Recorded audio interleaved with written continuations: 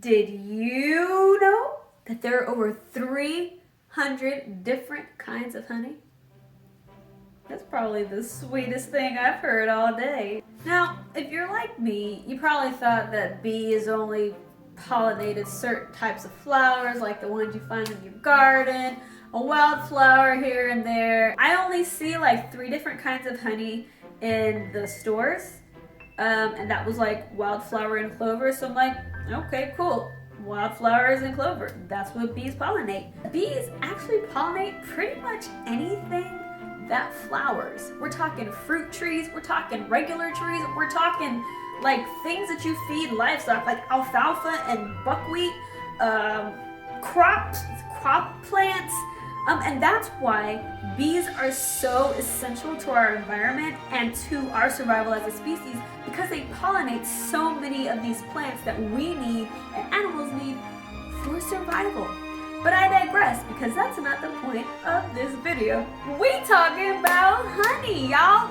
We're talking avocado honey. That is something I must taste at some point in my life.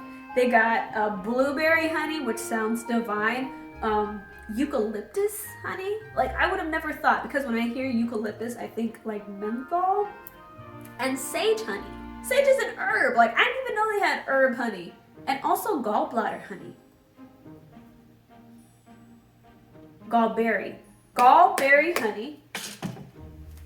Gallberry honey is gallbladder honey.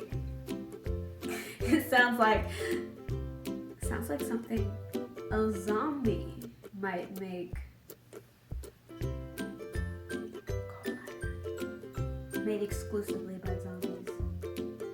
Write that down, Phyllis. Now, I know you're thinking, I've never seen any of these honeys in the store. And that's true, because a lot of them are regional to the area in which these flowering plants or trees mainly grow. Like, for instance, orange blossom, you'll find that produced mainly in California, Florida, of course, and some parts of Texas.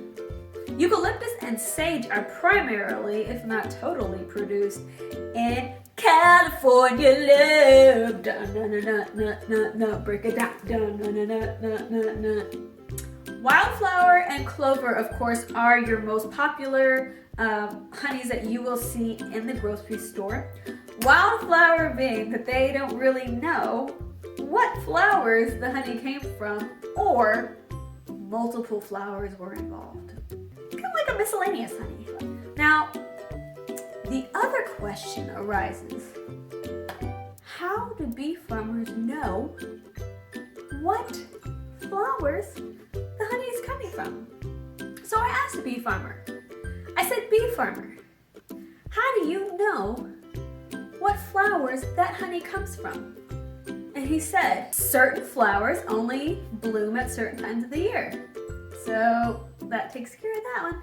Other times, if they're looking for a specific flavor, the bee farmers will take the bee boxes to where that flower is blooming.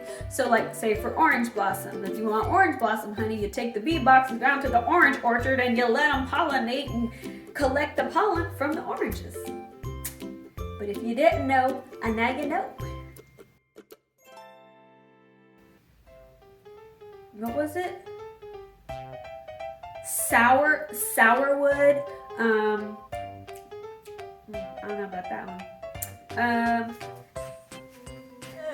Banana, California. Sorry.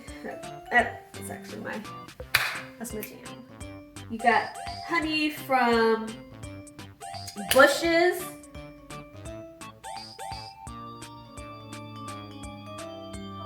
But I was like, is there someone who like keeps track? Because bees just be flying around and stuff. Like, are they tagged? Do they tag the bees?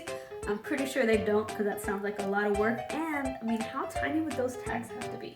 Anyway, that's probably the sweetest thing I've heard all day.